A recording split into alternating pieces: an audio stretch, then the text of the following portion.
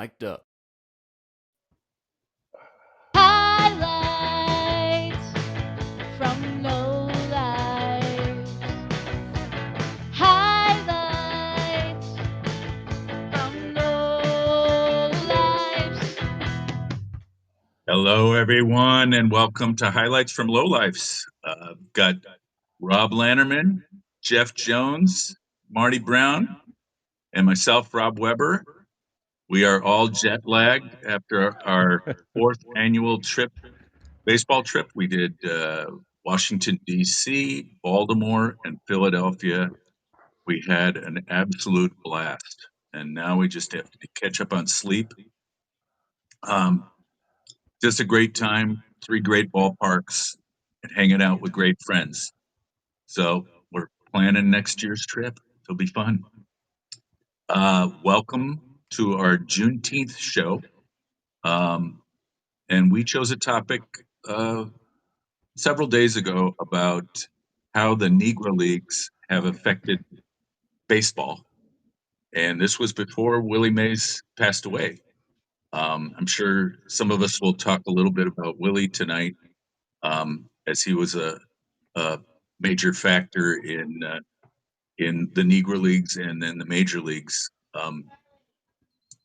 And tonight's show is going to be about players, personalities that may have affected things, but also innovations that came from the Negro Leagues that Major League Baseball picked up on, or other baseball leagues picked up on.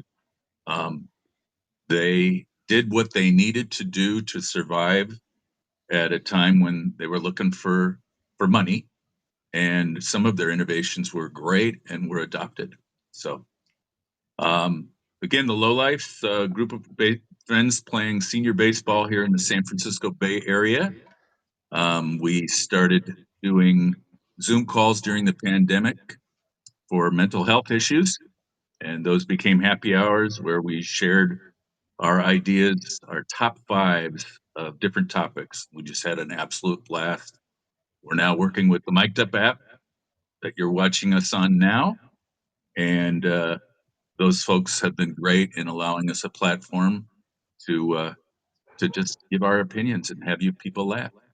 So let's start with tonight's topic. Jeff Jones is the friend of mine who is most into the Negro Leagues, and I've learned so much about him. So, Jeff, He's our what resident is your expert. number five? Our resident expert goes first. Far from expert, just Well, our resident expert. enjoyment of and enjoy learning of. So I'm going to go hot right out the gate, and I'm going to say the first one is Bud Fowler wearing wooden shin guards in the 1800s as a catcher. He was the first one that they can mark as wearing them, even though there's a major leaguer in the 1907-ish era that gets a lot of credit for it, but Bud Fowler had him on in the late 1800s. Yeah. So I think Roger Bresnahan is the guy that gets credited. That's the word. That's the name I was looking for. Yeah. Everybody says, well, what about Bud Fowler? Yeah. And there was another guy named Chappie Johnson that was wearing them before Fowler or before Bresnahan as well. Yeah. So it wasn't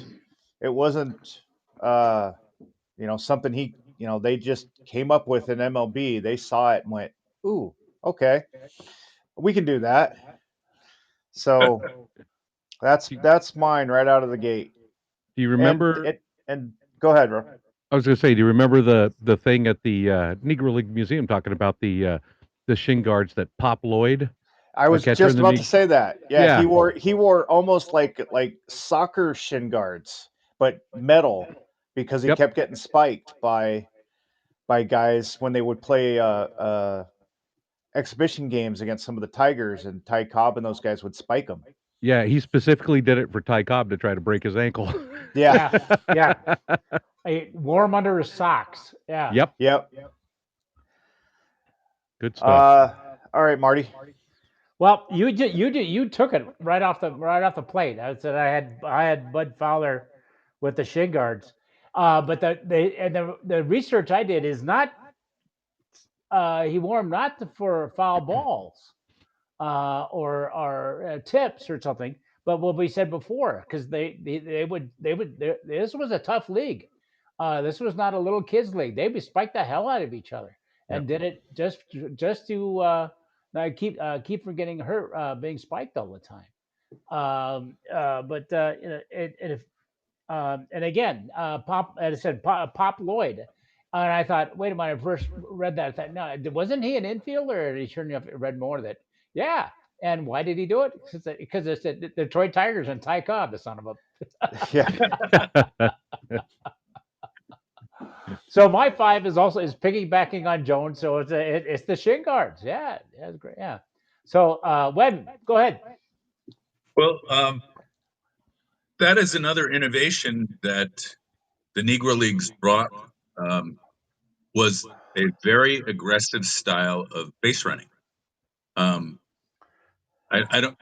It, the idea of a hit and run wasn't really a part of Major League Baseball at the time. The manufacturing of runs, the uh, rampant theft on the bases. Just let's go. We can get that extra base here. We can steal. Let's use the rules of the game to our advantage.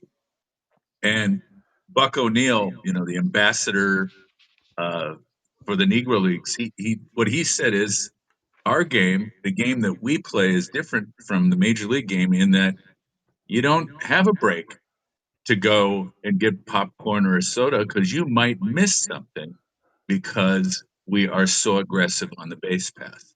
You're going to see excitement, not just people standing around after they're hit, waiting to be moved to the next base. So that type of baseball migrated its way into the minors and major leagues, and now the pitchers had to concentrate on something more than just throwing a strike. So that aggressive style of base running was something that the Negro Leagues brought into play. Yep. And not just that, but even like a routine single, that outfielder takes half a second longer than he should. It's a double, Yep. you know. So that those guys you better be ready to play when you're playing against us. So what Jeff mentioned is absolutely right. And I remember reading a column that was talking about what the Major League Baseball players thought of what was going on in the Negro Leagues. And their response was that type of base running isn't gentlemanly. And go, gentlemanly? We're trying to win the game. Yeah. We're trying to win a ball game here. It's not cricket. Hey. All right, Robbie, what do you got? So mine was newspaper coverage, particularly in Kansas City and Pittsburgh.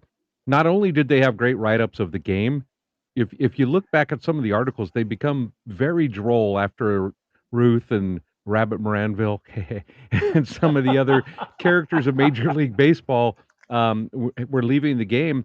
A lot of the news articles are very.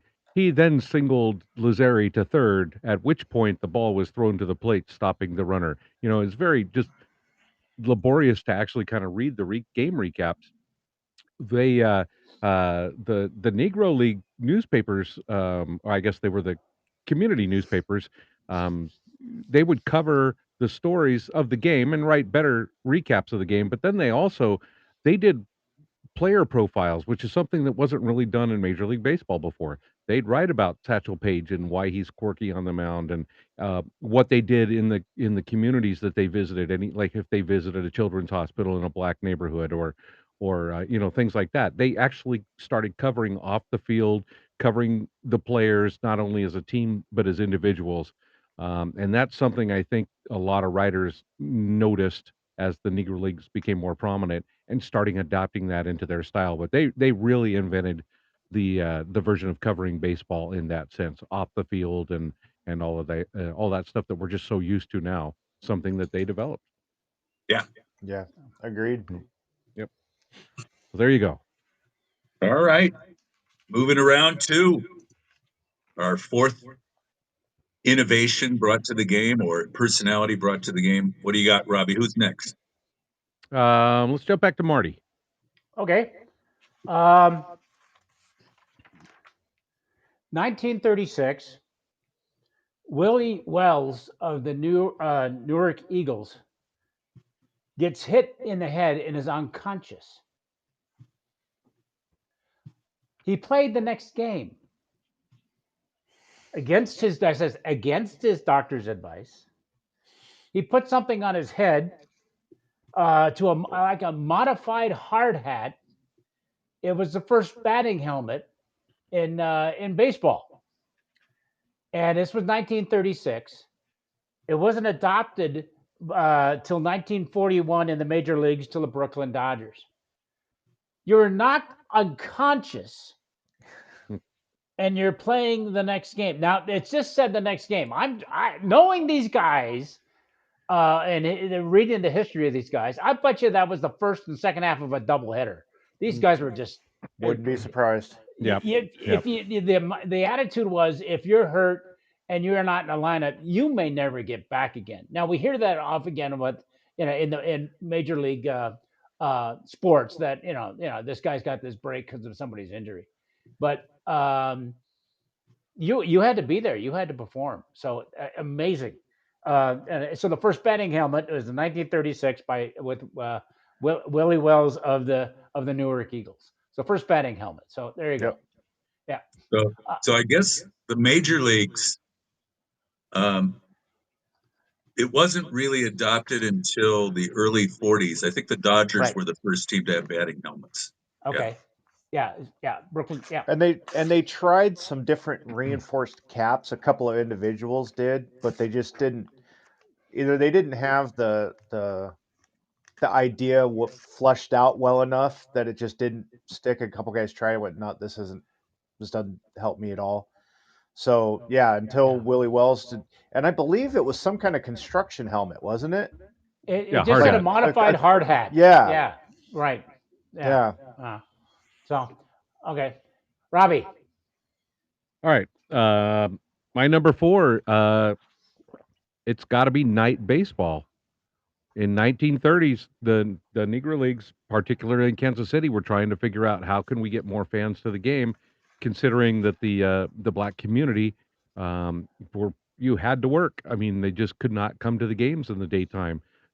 They invested $50,000 in lighting up that stadium in Kansas City, and it worked. And they were packing the house every single night. So they created night games. The Reds didn't try it until 1935, but they were the first team to do it in the major leagues. But the Negro leagues, because of the depression and the situation that many of the people in their community were in, by switching to night games, they got more people out. It was cooler, and but it just got more people out and filled the stands. And the other teams in the leagues, and at least in the Negro National League, all adopted those lights right away, seeing that major benefit that they had. So that's huge. I mean, Yeah. how many games would we not go to a year if they were all day games? Yeah. Yep. So a couple of notes on that, Robbie. They had their challenges with the lights.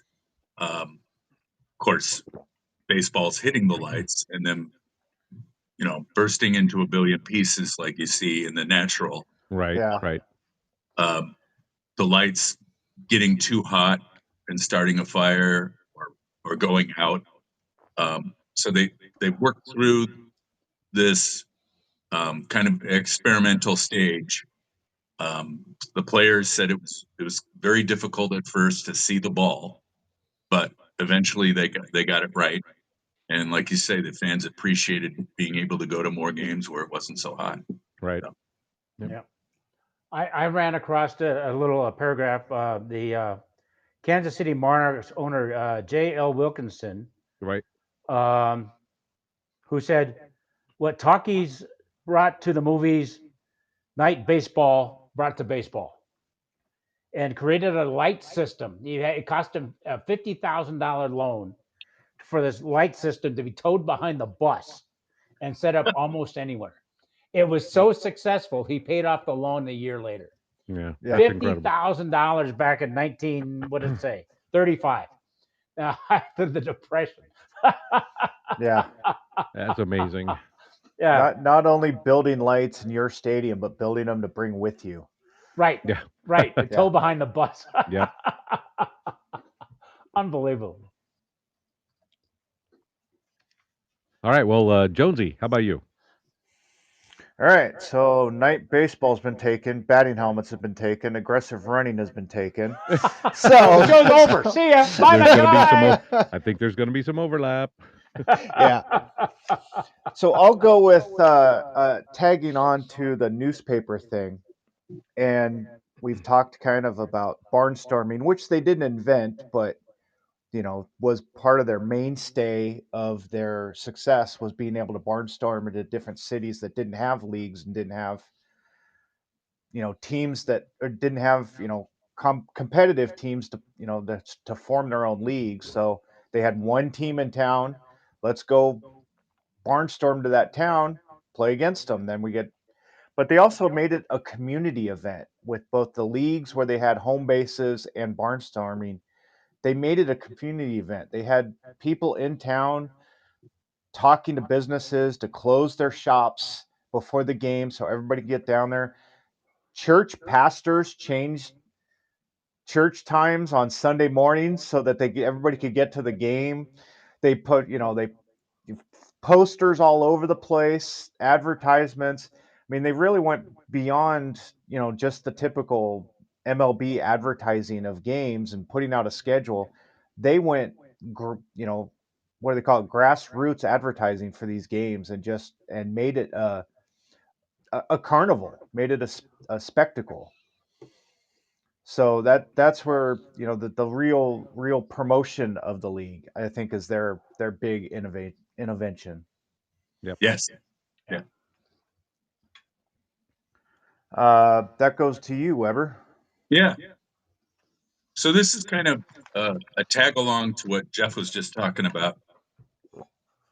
The Negro leagues, um, either either they thought about this or it just happened naturally, but they had one of what you'd call the first ambassadors of the game, um, Buck O'Neill. Buck was not there to promote one team. He was there to promote the Negro leagues and everything great about them. Over in the major leagues, the Yankees media would talk about the Yankees and how the Yankees were going to destroy the other teams that they played. Buck's thought process was, I need to promote all the team because we will survive together, not um, just one team. We need each other to survive, and that moves on to what Jeff was talking about with barnstorming. So there are notes from newspaper articles and interviews with Buck O'Neill, who's talking about the fact that the league is going to be successful because of the personalities in the leagues. So they started, as Robbie was talking about earlier, promoting players. These are the great players in this league. These are the players that are coming to your town, even though you may be rooting for the home team. These are the great players coming to your town. They knew how to promote, Hmm. and Major League Baseball took a lot of those ideas and started to create their own ambassadors that would go out and talk about baseball. I don't think they had that before or even thought they needed it. Right. So Buck O'Neill was quite the innovator there. Yep. All right. Yeah. We are done with round two. It's a good time for a break. What should we do during our break? I don't know. What we do all the time, constantly, for the last 6 straight days, and my liver thanks you. Well, okay. As always, our favorite segment of the show, What You Drinking? The highlights from Lowlife's show here on Mic'd Up, thank you, Mic'd Up, is sponsored by Almanac Brewing. And while we didn't find a lot of Almanac on our trip on the East Coast, I can tell you before I get into the spiel that as Jonesy and I were at the airport yesterday checking our bags at the air counter, I was wearing an Allagash Brewing shirt. I sell that beer too. And the lady goes, I love Allagash. We visited there. It was really great out in California. And I said, oh, no, you must be thinking of something else. It's in Maine. And she goes, oh, that's right. Allagash is Maine. Avery. And then she corrected herself. No, Avery's in Colorado. And I went, Almanac? And she goes, yes, that's it. She goes, I know my breweries. I can't believe I couldn't think of that. And like, this is, completely unprompted, the whole thing. So, Almanac, yes. So I went, you and I can be friends. Anyway, she was right. Almanac Brewing, all the way back in Philadelphia. Airline worker was able to point out that brewery. And so tonight I am still finishing up the last bit of my Almanac Buenas Vibras Mexican style lager. Where we came from, it was hot and muggy and gross. And this is tasting really good today. So even though it's very pleasant here today, I am enjoying this Buenas Vibras. Como una pelea a la luz, mi atrae esta cerveza. So Robbie's either speaking in Spanish or he's had one too many beers. Or I think he's had a stroke, actually. Yeah, no. So to If you want me continue, to translate, Oh, no. that's okay. No. So continue to relate this to the trip. There was one restaurant we went to that had Kolsch that we all tried, and you know what? It didn't stack up. True Kolsch. yep, It just Agreed. didn't come close. True Kolsch will remain on top of the hill. yep. Good call. Agreed. I forgot about that. Yeah, I probably tried to blank it out of my memory. Yeah, and seeing the can that Rob just tossed back, I think we may have the theme tonight. Oh. I went with the Italian Pilsner, the Nice. Bella Bionda. Again, very nice. Uh, Great beer, same style as the Mexican lager, just a little heavier, but not heavy as Almanac seems to be able to pull off. A lot of flavor, but it goes down real smooth. So Agreed. yeah. Come una plena on una luna Oh sotto a no! Yeah, tratto. yada Hey, yada. La sono a la la la la sono a la tratto la Marti de che la sta la birra. la la. All right, I'll wrap it up. I'm having the Future is Fluid West Coast IPA. Cool. Ah, Very Very nice. good. okay. IPAs, as we all know, can be filling. This one is, as Marty says, very smooth and easy drinking. Um, I actually feel like I can have more than one, but I probably shouldn't after what we just went through the last several days. So I'm going to keep it to one beer today. I All need to right. detox a bit. So Wow, are you feeling all right? You look getting a little feverish or something? Just one? I'm Really? just trying to, I just need to lose about 10, 15 pounds of vacation weight. So, but We all did that, I'm sure. Yeah. Quitter. And All right. and let's Anyway, and let's not forget. Oh, let's finish Almanac spiel. all right. For Almanac, and you do have one to play, right? Yep. Yeah, but we don't want to put it in the Almanac section because he Correct. failed. All right. Correct. So Almanac Brewing, Alameda, California, one of America's premier craft brewers. They know him in Philadelphia. Yeah, that should be a validation that you need. Stop by the brewery anytime you can. Tell them you heard about the brewery from the Highlights from Lowlife show, and they might take pity upon you. Or just throw you out of the bar. That too. That too. And our buddy, our good friend. For what you drinking? I'm having a Peroni in San Diego. Oh, we got a guest groan from Yeah. Brent. Like Brent was throwing up when he heard those words.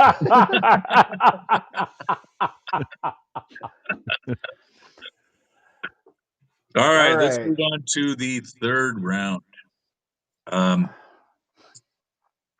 Jeff, what do you got? All right. I don't know if they invented, but they sure made it popular. Before there was mascots and before the Clown Prince of Baseball, the Negro Leagues had a couple of guys that would go out on the field and entertain the crowd outside of the baseball activities. Um, they were mascots. They were clowns. They were doing games. They were entertaining the crowd pregame, during and between innings. And the main three that the most popular three were Goose Tatum, King Tut, they called him, and Spec Bebop. What was that last one? Spec Bebop. That's a Cyndi Lauper song, right? Yes. But we don't want to talk about what that talks about, right? Fair enough. So yeah, they would play games on the field. They would do, just like the minor league does games in between innings, and these guys would mess around, just like the Clown Prince of Baseball. They would mimic the players on the field. They had that shadow ball game. If anybody has ever seen that, it's almost like playing hot potato with a baseball and doing fancy moves, but there's no baseball. It's all pretend and ghost moves.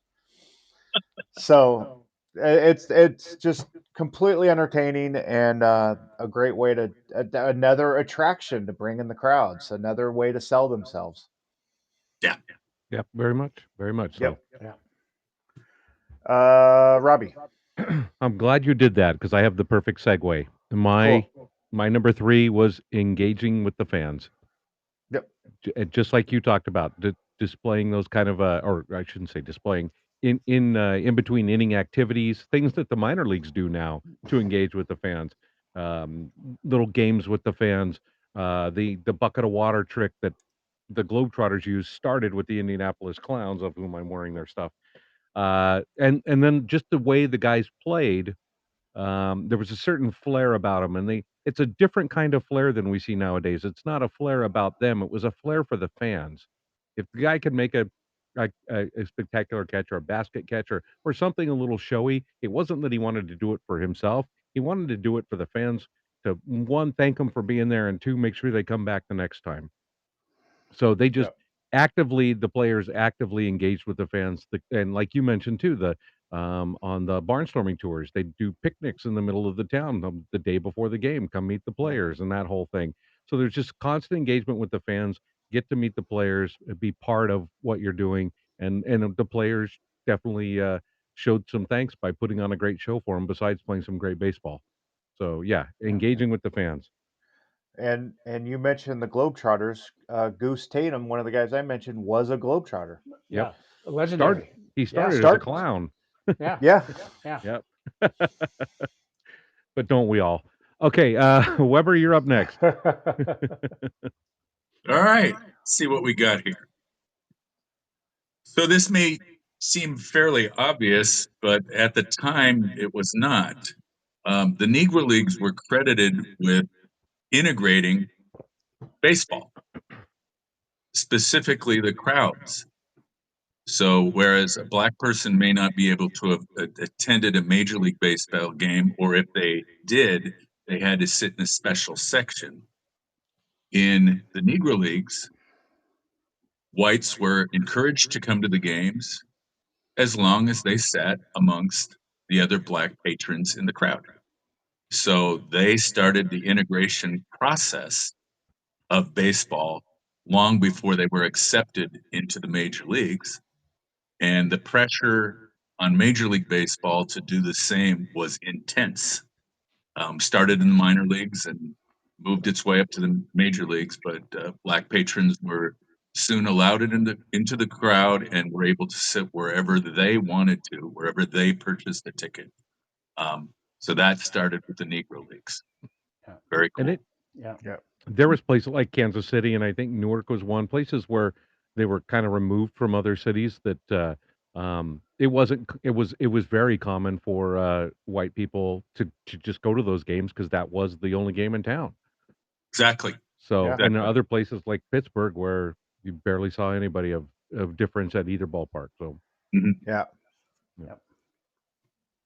All right, Marty. Uh, there was no reserve clause in the Negro Leagues. So players were moving everywhere. And look at these guys. They're trying to make ends meet. The season only lasted 80 or 90 games. So to make ends meet. They go to the barnstorming tours or something like that. You go where the money is. And it's not just any other team in the Negro Leagues. It could be somewhere in the Mexican leagues or the Dominican Republic. I I'm going to bring this guy up. Everybody's going to bring this guy up a little later when we get to our top, but here he is again. It says that Sancho Page is said to play for over 250 teams. Yep. Mhm. Now, that may be a bit exaggerated, but not by much.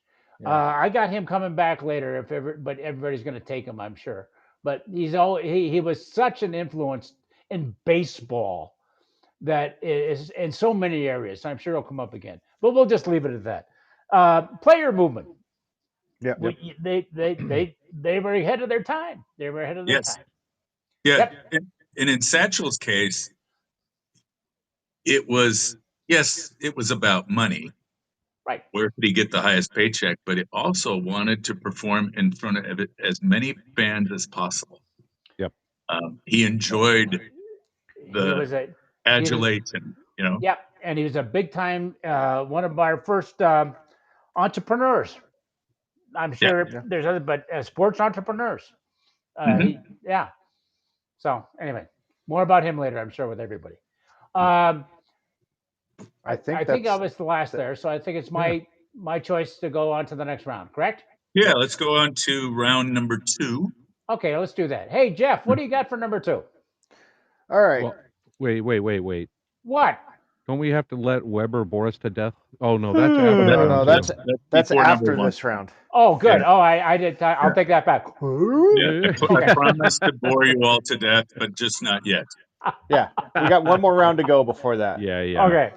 I jumped All ahead right. on my sheet. I got to add my numbers better. Read the script. All right. Again, they weren't the only ones doing this, but they seem to be the first to do it on a regular, full-time basis as part of their promotion, as part of their connection to the fans, was putting constant, consistent names and numbers on uniforms.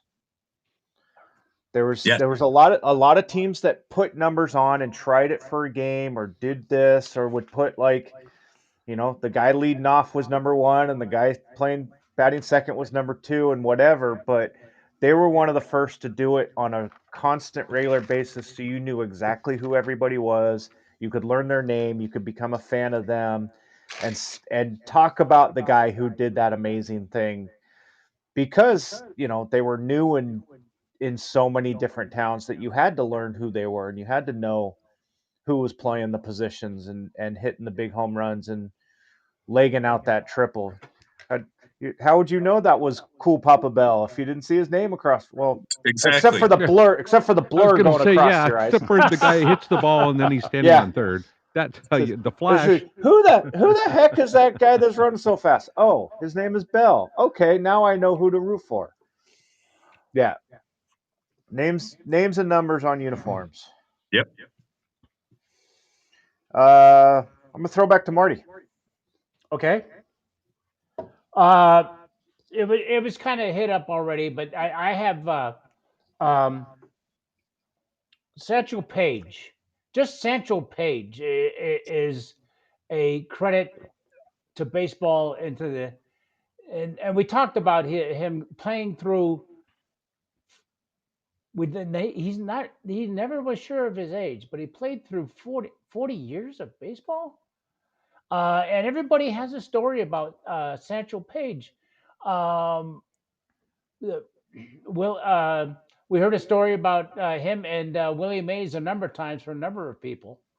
Um, and he was on the barnstorming tour. He had a barnstorming team that was teamed up with Bob Feller's All Stars, and they traveled the country. Like I said, he was an entrepreneur. he would have to go big posters and think, see, essential page pitch in this town, and then he would pitch 3 innings, give it over to somebody else, and go over to the next town. And that game started 2 hours later, and he was the starting pitcher over there. He was the ultimate entrepreneur. I mean, this guy had it together. And it was always say that he had such demand for his all-star teams that they flew from game to game. Do you imagine that in the 30s, taking an airplane? I mean, they're lucky they had a bus. And why? Satchel Paige. Yep. Even how old was he when he broke into the major leagues? They're really not sure, but he said in his 40s, right? Yeah. Yeah. Credited as mid to late 40s, could have possibly been as much as late 50s. Yeah.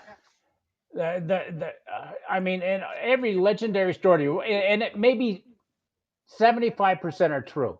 Who cares? He's Yeah. a great man, great story, and so now I've Sancho Page. That's my number 2. Yep. Yeah. Excellent. All right, Marty, who's up next? How about you? All right. I got an interesting one. I wasn't aware of this until I was looking today. The first Major League Baseball All-Star game was in 1933, Mhm. the same year that the Negro Leagues had their first All-Star game. Apparently, word got out that they were doing this All-Star game, and quickly the Major Leagues said, well, that's a great idea. I think we're going to do that too. Uh, Did you just do an accent? uh, uh, I didn't know no, that was part of your skill set. Well, that no, was, no, no, he picked that up no. a couple years ago from Philly. It's a Philly accent. It's It's just a little bad, bit but it's too a much. Philly accent. It was just a little bit too much IPA. That's all it was. So, story goes that the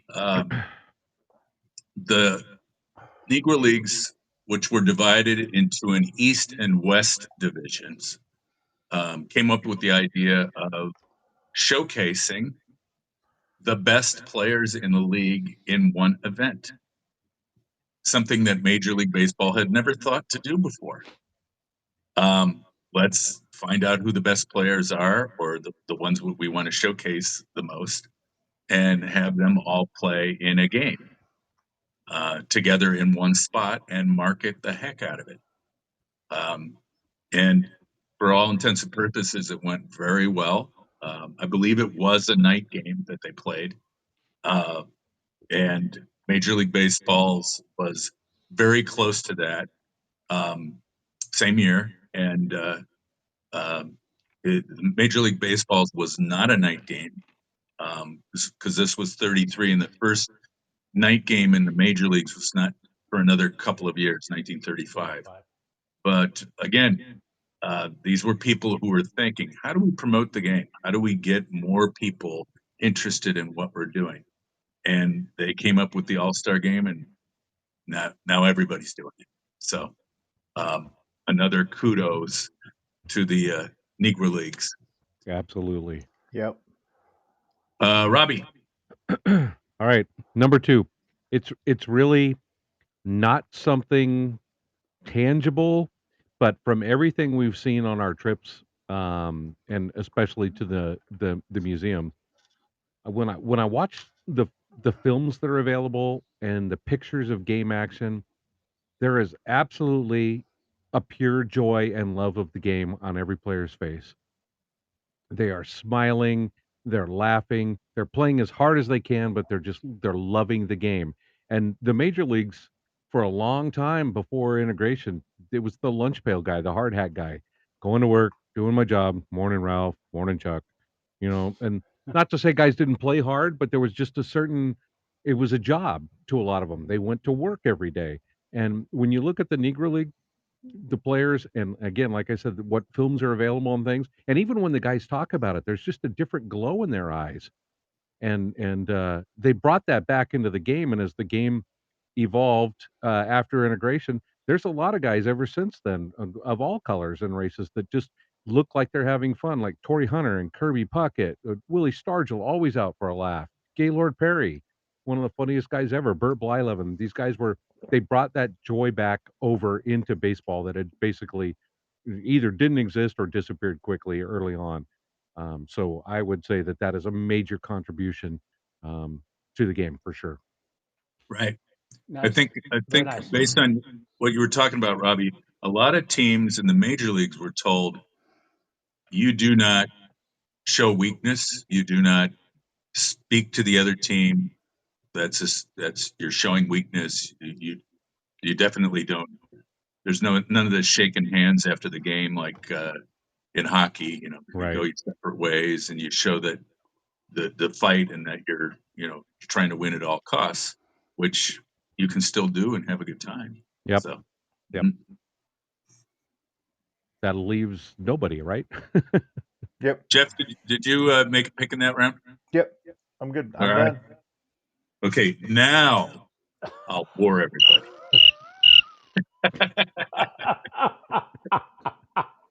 All right, folks. This segment of the show, I talk a little bit about the other shows on the Mic'd Up platform.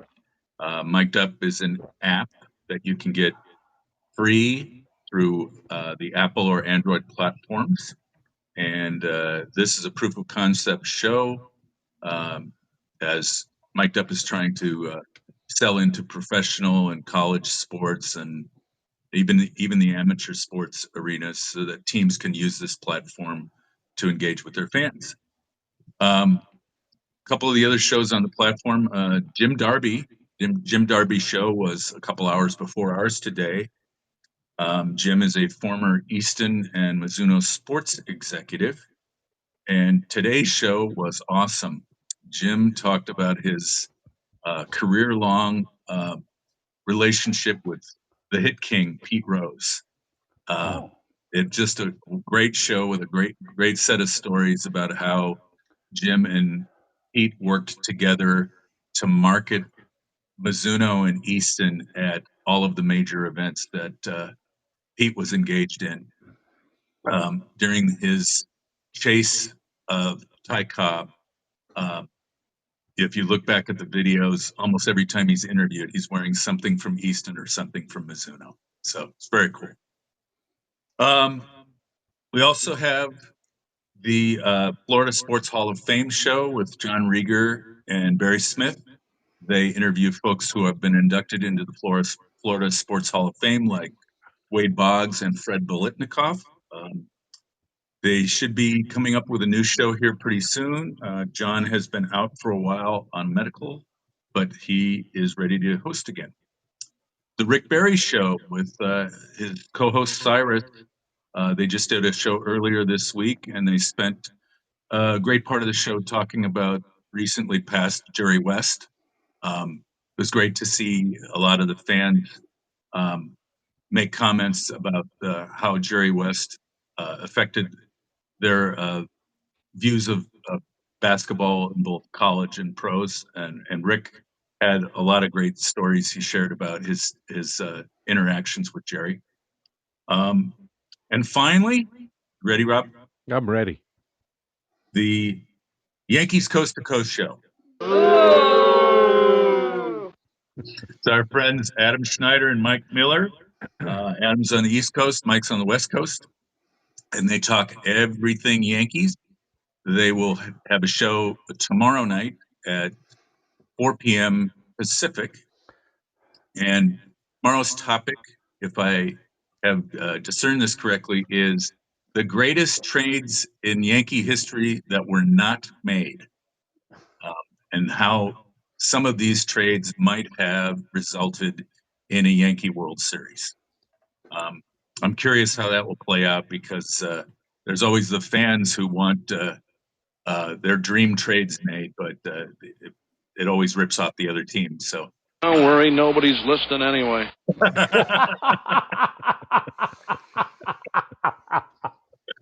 All right.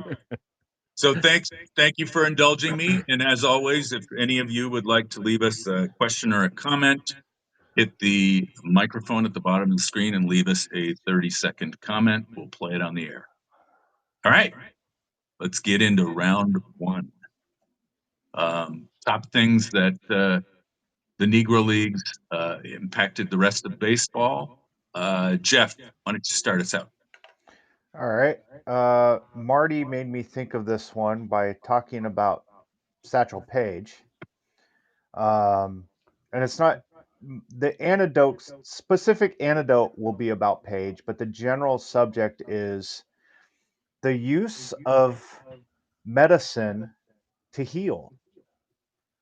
I didn't hear a lot of MLB players back in that day doing anything but, if they needed to, maybe some ice. Usually But bourbon with the ice. yeah, Yeah. and a pack of cigarettes, you know.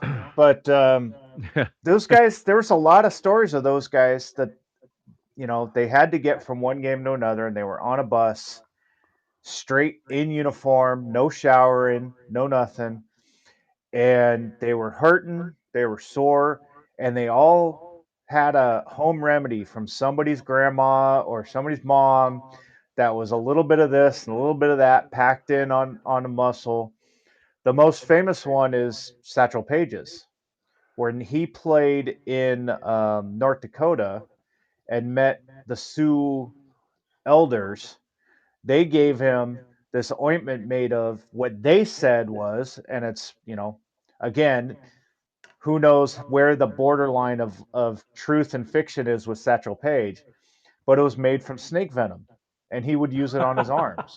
He would use it on his shoulder and his elbow, and that was one of the reasons that he thought, he really did believe that he pitched so long, is because he used stuff like that.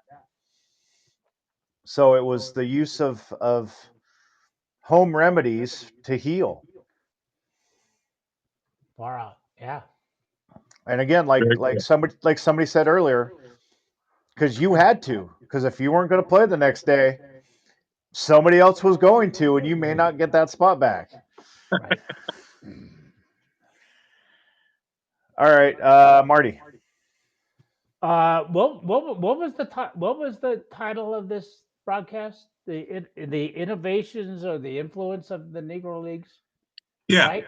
Right. Yeah. That Okay. is What the top correct. 5 most All right. So impactful I'm going things? to go off a little bit, and my number one was the man who taught me or told me about those influences and innovations, and it was an honor to spend time with him, and that was Bob Kendrick, the president of the Negro Leagues Museum. And anybody that's listening to this and not in our group that wasn't there, it's Kansas City's definitely on your bucket list to do that. And I think I'm going to shout out to Jeff, who arranged the Bob to be there and talk about. Um, and it's a bad influence, but talk about a modern day Pied Piper. It was six of us when he said hi, and it turned into eight, and it turned into 12, and it turned into 14, as he just told stories and took questions from us standing outside there. And that was on a Sunday, right? Yeah. Yep. He took a Sunday morning, and I think he came off a golf course, but came back.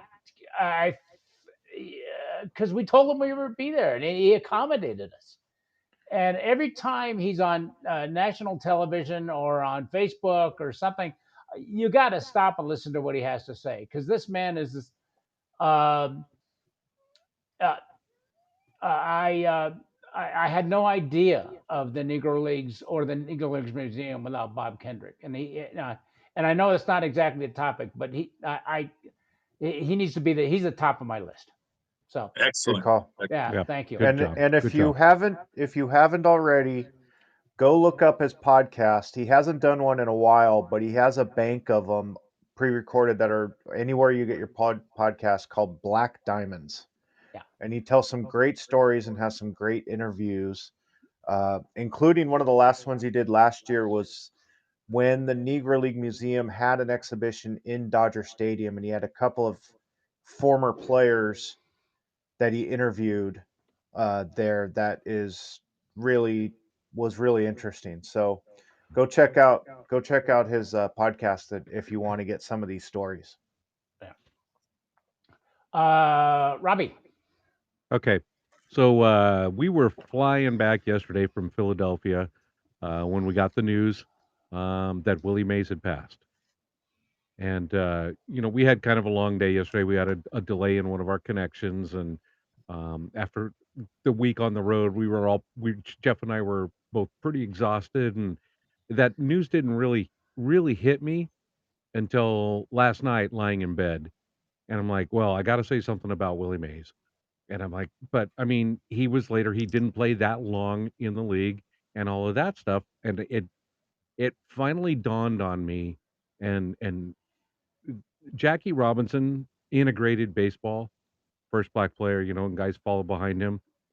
But I kind of look at it like Jackie integrated baseball, but Willie Mays integrated the fans. It got to the point where, I mean, it didn't matter anymore. I mean, everybody loved Willie Mays. They loved the way he played. They loved his laugh, the smile, everything about Willie Mays. The fans were drawn to, and color was a non-factor with him. And I think that's something that gets overlooked.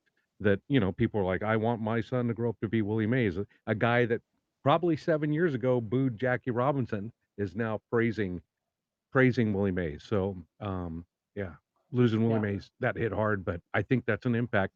His time in the Negro leagues taught him how to love the game, and then his time in the major leagues, he carried it forward and taught everybody else how to love the game as much as he did.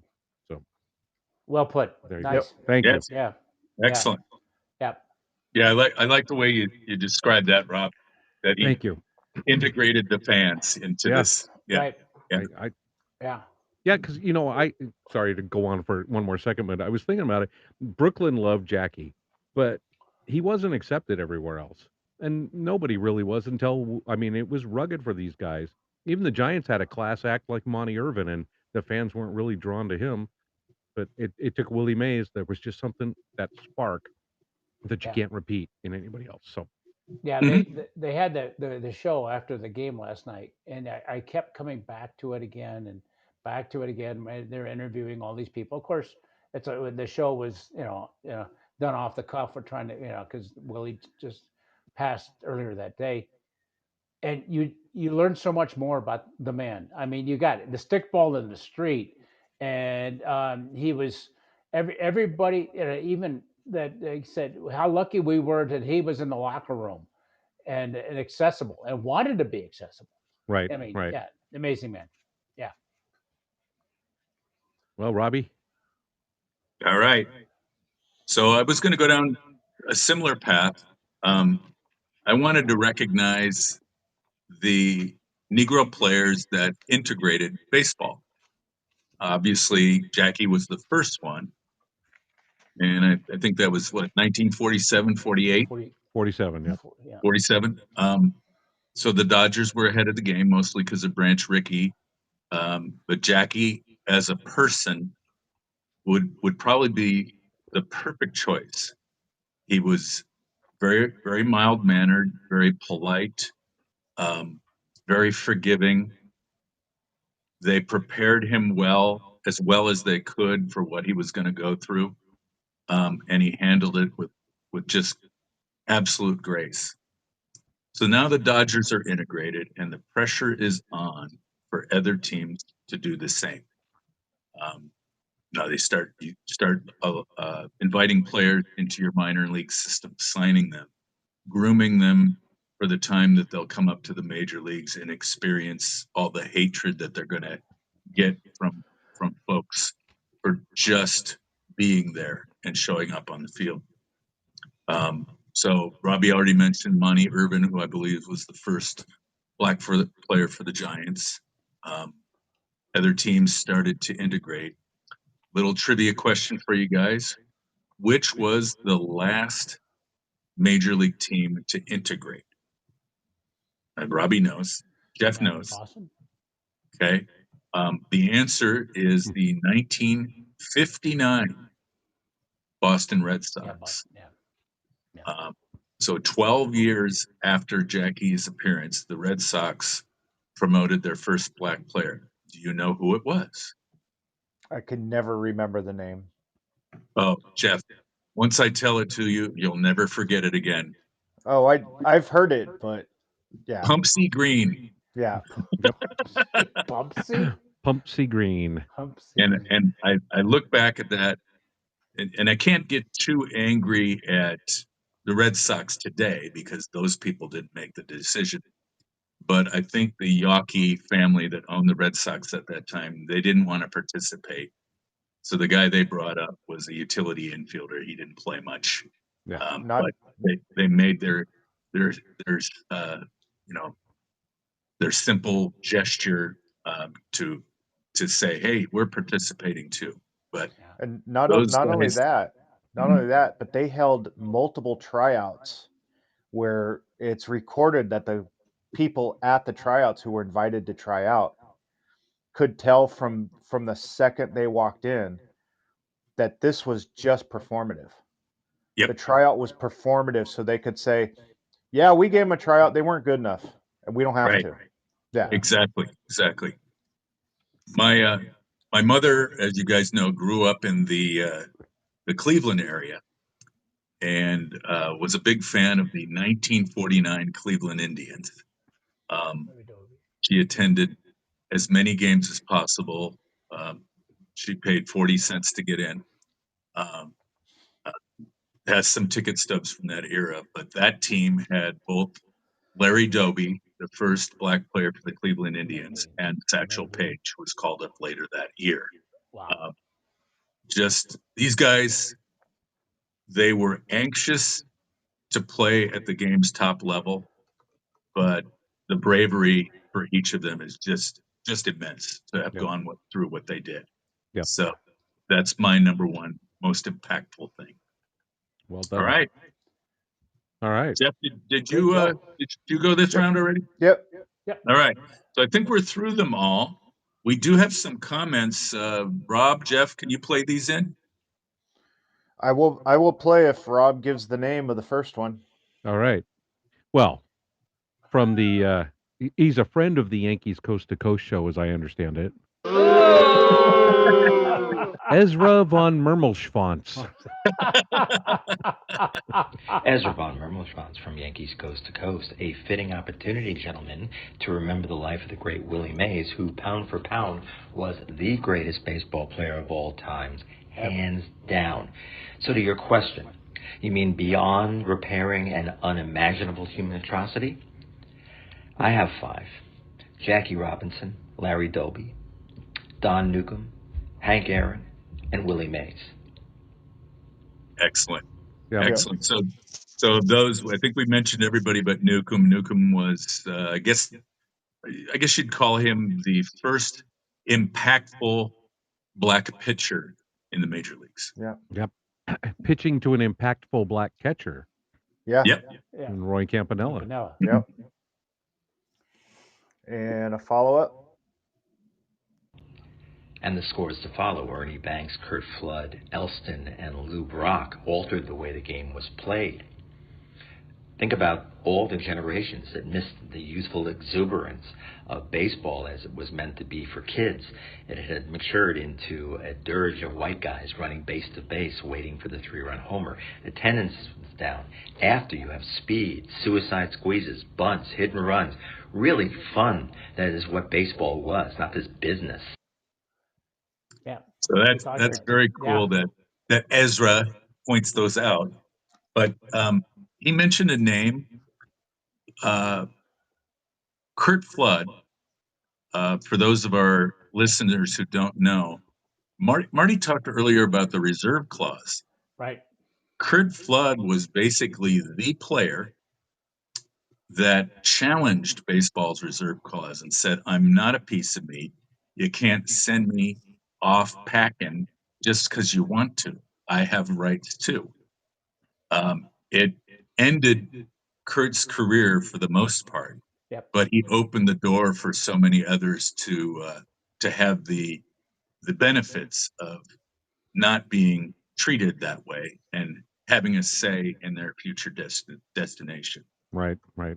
So very interesting player. There's a couple books out there about what he did and how it helped the Players Association fight for what they felt was right. Okay, what else we got? And our buddy JC. Rush with Fame, Willie Mays at Fantasy Camp was being pitched to by a blind guy who was pitching to the sound of Mike Sadek pounding his glove. The guy hit Willie, and he said, "The SOB can see. He hit me, just like Drysdale."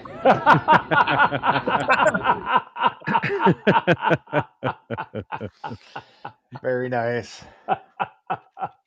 So if anybody would like to see a picture of JC, our frequent caller and sometimes guest, on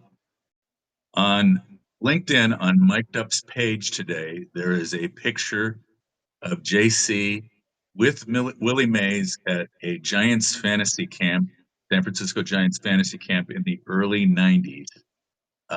JC doesn't look too much like that anymore, but great picture. And but Willie does. Yeah, already had a couple people ask. The player in the background on the picture is Jim Rayhart, former Giants third baseman. Okay. Nice. Cool. Yeah. That it, Jeff? That's it for our guest comments. Anybody else have anything not yet discussed? Go ahead, Marty.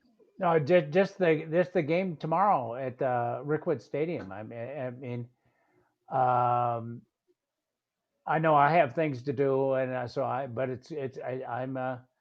gonna have it on the machine, and we'll just and I'm sure it's something I'll keep. There's something you'll just watch and delete. It's truly going to be something. Yeah. They had asked Willie about this earlier this week. Yep. Are you going to be there? And he says, no, I'm not well enough to make it. The doctors don't think I have the strength to make it, but I know he wanted to be there. So. Yep, absolutely. And somebody from the Giants made a comment of, well, now he's got a really good seat. Yeah. Yeah. Right. Yeah. Anything else, guys? I had one thing. I've got a pic.